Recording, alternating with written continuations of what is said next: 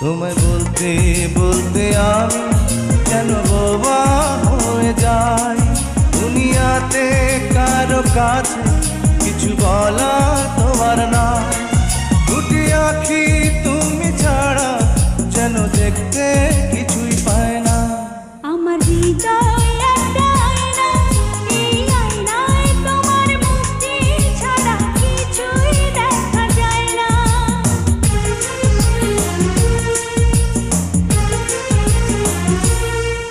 আমার হৃদয় একটা আয়না, এই আয়নায় তোমার মুক্তি ছাড়া কিছুই দেখা যায় না।